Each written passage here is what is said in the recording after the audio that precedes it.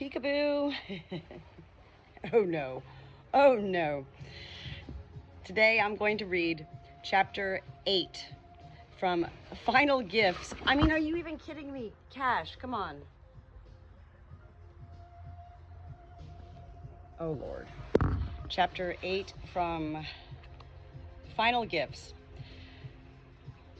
A book written by Maggie, Callanan, and other hospice workers, written back in 1992, and it's a beautiful, amazing book for anybody who's they themselves been diagnosed with a terminal illness, or you have become knowing of somebody in your life that you love who has been diagnosed recently that they're going to die. So I find it fascinating. I've shared before in many of my videos, whenever my Jesus sheep comes around and he starts ramming me, it's because he's feeling a definite presence of, energy that sometimes I can't exactly explain. So I do need to go ahead and get my little pole over here, because Cash is just going to not be very nice right now. All right, can we just get back to the book here, Cash? My name is Natalie.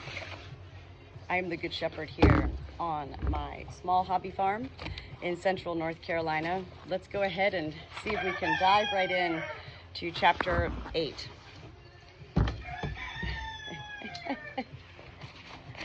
Seeing a place. Quote unquote, I see where I'm going. All right, just hold on. Many dying people tell of seeing a place not visible to anyone else. Their descriptions are brief, rarely exceeding a sentence or two, and not very specific, but usually glowing. They may describe the place as beautiful or lovely, but the response to "tell me more" often is a dreamy look and a shake of the head, or several false starts, and then, "I can't." Even so, a glimpse of this other place seems to bring peace, comfort, and security to the dying person, reactions shared by those able to listen and understand. Let's start with Bobby today. These are beautiful stories of real-life events. I'm so sorry, lady. I didn't mean to. One of my little hens is under there, and I kicked her. Bobby. Bobby, 32, was being cared for in the home of his older brother, Bill. Incontinent, his skin yellow with jaundice, Bobby had lost so much weight that his once strong body was reduced to skin stretched tightly over jutting bones. Bill and their sister Mary would bathe Bobby in bed, brush his teeth, rub his back, and do everything else necessary to keep him comfortable. Bobby couldn't swallow, so we taught Bill and Mary to inject his pain medicine and to keep his mouth moist by frequent cleansing with soft sponges. Bobby also had difficulty speaking. Dying people can become so weak that even a whisper demands more effort and energy than they can muster. One day, thinking his brother might be in pain but unable to communicate it, Bill called the hospice office. When I arrived, I found Bobby uncomfortable and anxious. In addition to checking his blood pressure, pulse, breathing rate, and lung function, I needed to ask Bobby some questions. Because he was unable to speak, I tried an alternative method of gathering information. "I'm going to ask you some questions, Bobby," I said. "I want you to blink your eyes once if the answer is yes, and twice if the answer is no. Do you understand?" Bobby blinked once. "Are you in pain?" "No," he blinked in response.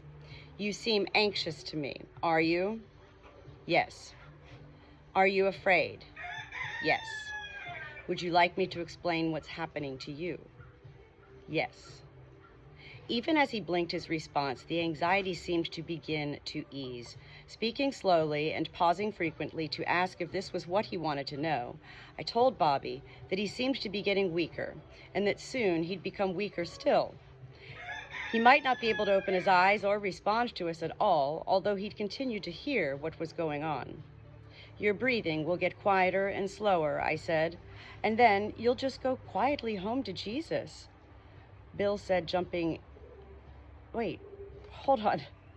Your breathing will get quieter and slower," I said, "and then you'll just go quietly home to Jesus." Bill said, jumping into our conversation. Oh, okay, look, this is important, because look how I read that wrong. Hold on. This is an audiobook, yes? I need to get it right. The hospice nurse is saying, your breathing will get quieter and slower. And then you'll just go quietly home to Jesus, Bill said, jumping into the conversation. Bobby looked at his brother, then at me, a question in his eyes. When I nodded in agreement, he smiled. I added that his death would be quiet, easy, peaceful, and with no pain. Bobby smiled again, closed his eyes, and relaxed into the pillows. From then on, he rested quietly with Bill and Mary beside him, talking softly. Occasionally, he'd open his eyes and smile at them. Because their brother was too weak to speak, Bill and Mary thought pain was causing his agitation. He was experiencing pain, emotional pain. The solution to it was not medicine, but information and reassurance about what was happening. My explanation, along with his siblings' caring presence, relieved much of Bobby's anxiety. Bobby's pain medicine was due, so I offered to give it. I left the room and returned with a syringe. Can I arrange your pillows and give you a shot to keep the pain away? I asked. Bobby blinked once. As I put my arm around his shoulder, his breathing changed, pausing for several seconds, then starting again. His breathing is changing, I said to Bill and Mary. I think he's going. Bill called other family members from elsewhere in the house. They gathered around the bed. Bobby's breathing changed again. Several times it slowed, stopped for many seconds at a time, then started again. Mary clung tightly to Bobby, pleading with him not to leave her. Bill, stroking his brother's cheek, said, "You go right home to Jesus, Bobby." Around the bed, the others were telling Bobby they loved him and would miss him. Finally, with one last long sigh, Bobby died. As we sat holding him and one another, Bill said that when I had gone to get the medicine, Bobby had spoken clearly for the first time in more than 3 days. He told us, "I can see the light down the road, and it's beautiful," Bill said. I have goosebumps. This glimpse of the other place gives immeasurable comfort to many, and often is perceived as a final gift from the one who died. I've never been a religious person, but being there when Bobby died was a real spiritual experience, his sister said later. I'll never be the same again. Bill echoed her sentiments at the funeral. Because Bobby's death was so peaceful, I'll never be as scared of death, he said. He gave me a little preview of what lay beyond it for him, and I hope for me. Interpretations of statements about another place depend on what, if anything, people believe about an afterlife. Most interpret seeing another place as a sign that life will continue after death. More specific interpretations depend upon individual beliefs. Raised a Christian, Bobby hadn't wanted to see any clergy, but after he died, Bill asked for a priest, who came while Bobby's body still lay in the bedroom. Bill and Mary explained how their brother had died and what he'd said. "What do you think he was telling you?" the priest asked. "He must have been seeing heaven," Bill said. Our Christian faith is based on the suffering, death, and resurrection of Jesus, the priest said. You've witnessed your brother's suffering and death, and he gave you a glimpse of his resurrection. Then, with everyone holding hands around Bobby, he offered a prayer for Bobby's eternal peace and for the strength and comfort of those who loved him. The timing of Bobby's description of the other place isn't unusual. Often it is among a dying person's final statements and is seen as a sign that death is imminent. But some dying people see this place days, weeks, or even months before death, and others interpret the vision differently than Bobby's family did. Moving on to Lynn. Look right here. Who's this sitting right next to me? Hello, little lady. Little lady there just pruning your feathers and enjoying this book, Final Gifts, with your good shepherd, Natalie. The story of Lynn. Asked about her religious affiliation, Lynn, an economist, said, "I don't have any religion. I've never believed in God or anything like that. I'm just not interested." 7 weeks before her death, she told me, "I had a dream, but it wasn't really a dream. I was in such a lovely place." She wouldn't or couldn't go on except to say she'd seen where she was going. "I know it wasn't a dream. It was so lovely," she said more than once. Then she'd shake her head, smile, and shrug. She seemed comforted by what she'd seen and often wore a dreamy half smile and a distant look in her eyes. "You seem to be far away," I said. "It's not so far," Lynn said, "and it's so lovely." Lynn's daughter Sandra reacted by asking if her mother was taking too much medicine. We assured her that this was not the case. Lynn was taking few medicines and in small doses. We encouraged Sandra to talk more with her mother about the dream that was not a dream. "She knows she's dying, but now she seems to know that she will somehow continue to exist afterward," Sandra said. "Mother's always maintained that people simply cease to exist after death, but now she's seen somewhere new. She says there's a place you go after death. I doubt that there is, but I find myself wondering if she's right." Months after Lynn's peaceful death, Sandra said it had been disturbing to confront her mother's changed ideas about the afterlife, but she also found the experience liberating. "I still don't believe any of those religious stories, but I no longer believe that when I die, I'll just come to an end," Sandra said. "What I learned from my mother is that in some way we do continue after death, and I'm still trying to figure out what that existence might be like." It comforted her to think that her mother still existed somehow and that they might see one another again. Sandra's interpretation of her mother's seeing another place differs from the interpretation that Bobby's family made, but the variance is in the details, not the essence, that life will continue after death. When people like Bobby and Lynn see another place as part of their nearing death awareness, they do not seem to experience leaving their bodies. Rather, they remain in the bodies and are aware of two existences. In out-of-body experience, people report leaving their bodies, going elsewhere, looking back or down at their bodies, and may speak of things they couldn't otherwise have seen and heard. Well, that's like me talking to angels. All right, moving on to Lucy's story. Lucy, near dawn, a patient's daughter telephoned. Mother says she's been out of her body and has been somewhere else, but now she's back and keeps wanting to tell me about it, Ellie said in a tight, breathless voice. "Would you please come over?" "How is she now?" I asked. "She says she's fine," Ellie said. "Does she seem any different to you?" "No, she's the same as always, except for this story of leaving her body." "Is she upset by having left her body?" "No, she's fine, feeling quite comfortable and asking for a cup of coffee." I told Ellie to make the coffee. I'd be right over. When I arrived, Ellie looked shaken. Her mother was serene. "How are you doing?" I asked Lucy. "I was just telling Ellie that I went out of here and left this old body behind for a while," Lucy said. "Well, where did you go?" I asked. "Back to the old farm in Pennsylvania where I grew up," she said. "The kitchen looked the same, and the view across the fields where the cows used to be was so fresh and green." Lucy talked at length about the old farmhouse, how she'd lived in it until she was nearly 20. Then she'd continued to visit until the death of the uncle who owned it. After it was sold, she hadn't returned. In her opinion, she'd been transported to a place she particularly loved. "What do you think this means?" I asked Lucy. "Oh, I don't know. I guess I just wanted to see it again." In describing her out-of-body experience, Lucy gave many specific details. In contrast, when people with nearing-death awareness describe another place, they're usually very brief, as well as very vague. Sometimes they only refer to a light. Moving on to Emma's story. "Hey, listen up, yellow legs. That's enough, sir. I hear you. I hear you loud and clear, General." Over here we got the sheep.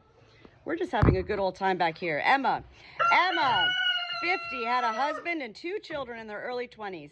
When I asked Emma what she missed most because of the limitations of her illness, she replied, "Entertaining. I love to give parties and cook wonderful food for my family and friends." Her husband reported that many friends brought food to them now, always hoping to send just the right thing to tempt Emma's disappearing appetite. So Emma knew that her family were still eating very well, despite the fact she could no longer cook for them. Oh my gosh, what are you even saying? But it was the joy of sharing her creative cooking with the people she loved that she missed so much. Her daughter was about to graduate from college, and Emma spoke often about how she looked forward to seeing her daughter in a cap and gown. "She's the first college graduate in our family," she said proudly. As her illness progressed, Emma spent more time in bed. About a month before she died, I visited and found her propped up on pillows, staring into space with a dreamy look in her eyes. She was smiling peacefully. "What's happening, Emma?" I asked. "There's that beautiful light," she whispered softly. Despite my gentle questioning, she continued to smile dreamily, but offered no further information. She mentioned the light 2 or 3 times during my next few visits, never providing details, but continuing to look radiant and peaceful. She was a strong-willed woman who struggled to deal with her increasing loss of control as she became sicker. She insisted on continuing to manage her own medicines despite the fact that she was sometimes slightly confused. Her family and nurses were very concerned about her safety and felt this might be dangerous, yet she could not relinquish this control. Rather than have a private duty nurse at home, Emma chose to be admitted into the hospice unit. I visited her shortly after she was admitted. "Oh, if only I could relax," she complained. "What would happen if you relaxed?" I said. "Well, that light would come closer and I could get to know all those people." For a split second, I thought she was referring to her roommates or the staff on the unit. Unsure, I asked, "What people?" Emma looked surprised, as if I were asking a ridiculous question. And you know why this is so? It's often when people are dying and they're sharing this with the hospice nurses. I've dealt with hospice, and they are angels on earth. No doubt born to become hospice nurses. These persons dying that are seeing the invisible that we've been reading about, and places and packing for journeys and needing baggage and passports and all of that, it's very much so like when I, in my life, not dying, am talking to heaven, to God, Jesus, or angels in such ways. These persons dying know that the hospice workers are angels, and therefore they always act surprised when they'll say something like this to one of the nurses, like, "Oh, what do you mean you don't know about the girl chasing me down the hall? What do you mean? You don't see that light?" Because these persons dying are transferring, getting ready to, cross over to that other realm of existence beyond mind and body. And already know who is just like them. Hospice workers, nurses, persons are absolute angels.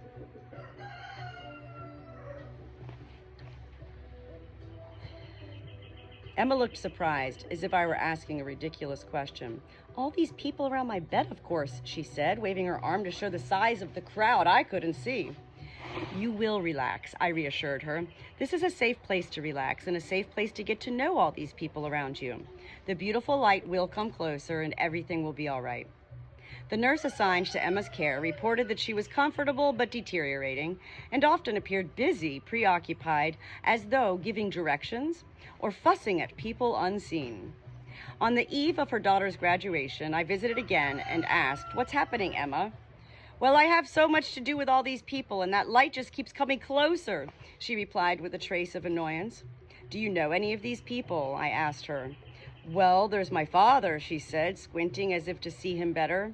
I smiled and nodded, knowing that her father had died less than a year before. "Is he waiting for you?" I asked. She looked surprised. "For heaven's sake, is that what he's doing?" she asked. "Emma, when will your work be done?" I continued with mounting curiosity. "Oh, I think probably Sunday," she answered. I immediately called her family to alert them. The next day, Emma put on her wig and makeup to prepare for her daughter's visit after graduation. It was quite a celebration, with cake, champagne, and lots of family pictures taken. The next morning, Emma again put on her wig and makeup, lay back against the pillows with a contented sigh, and within a few hours had slipped from sleep into a brief coma.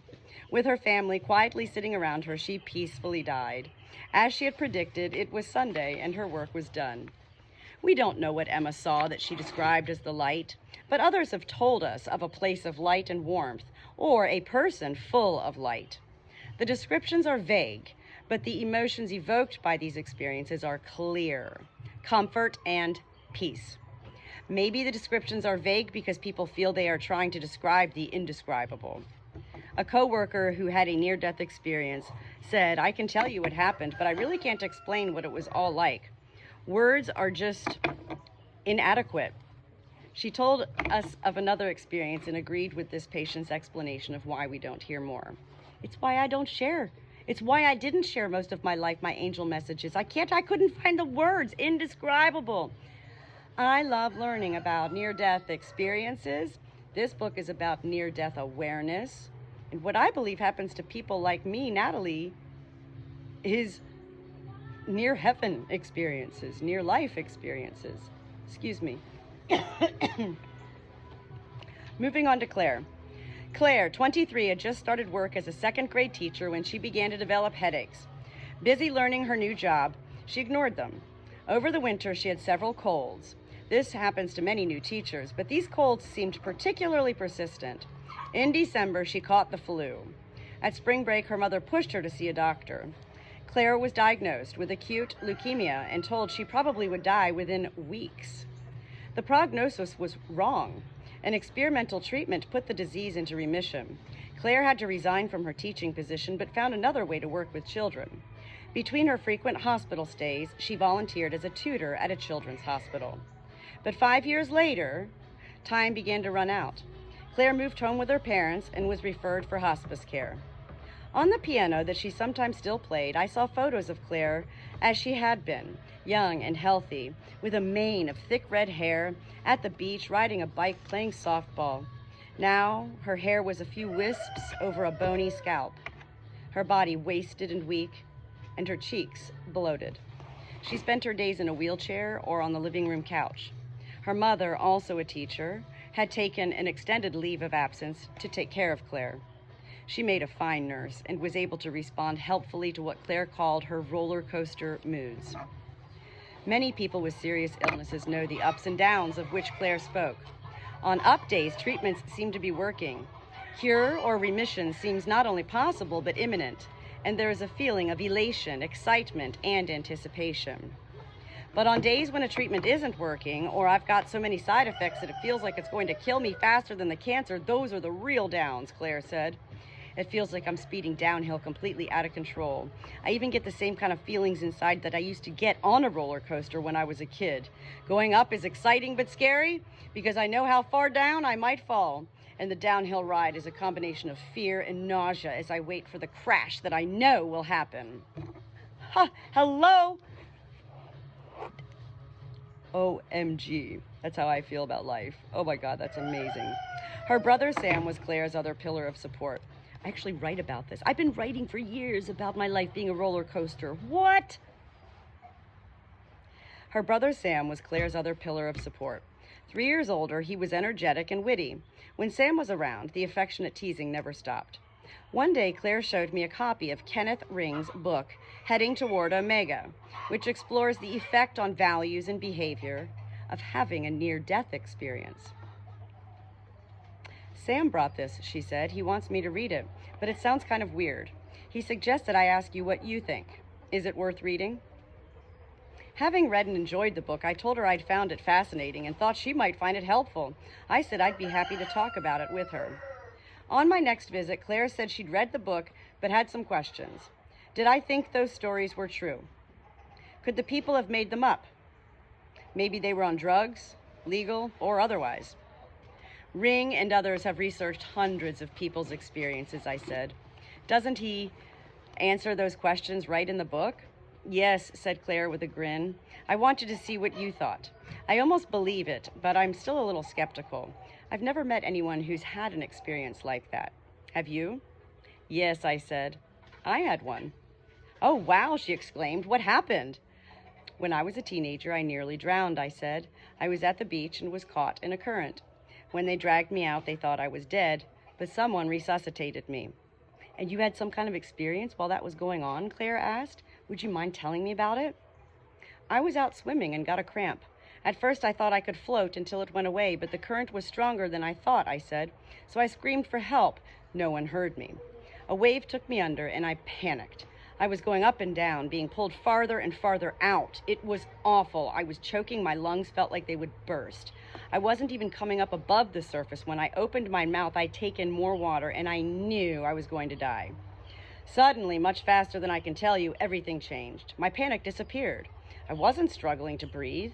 I was completely relaxed and peaceful, surrounded by a warm, bright light. It enveloped me, and somehow I became part of it. I didn't see anyone, but I felt God's presence. I knew I was dying, and it was perfectly all right. I stopped, my eyes filling with tears. Claire took my hand. "Does it upset you to talk about it?" she asked. "No, it's not upsetting at all," I said. "But when I talk about it, I can remember everything so vividly it's almost as if I'm there again." It was such a powerful experience. I wiped my eyes and thanked her for the tissues she'd passed me. "I've never dried your tears before," she said. "Usually that's what you do for me. Thank you for telling me that. Can you tell me what you think it all means?" Everything changed when I stopped breathing. At that moment, I was dying and going from this life to the next one. The light was God, and I felt peaceful and loved. "Hey, guys, what's going on back there?" "Is that what will happen to me?" Claire asked. I told her I thought her experience would be similar, but not quite the same. I said I thought she'd have a more gradual, prolonged experience with some awareness of being both places at once. 2 months later, Claire died. Oh my God, you're terrible! Oh my gosh. 2 months later, Claire died.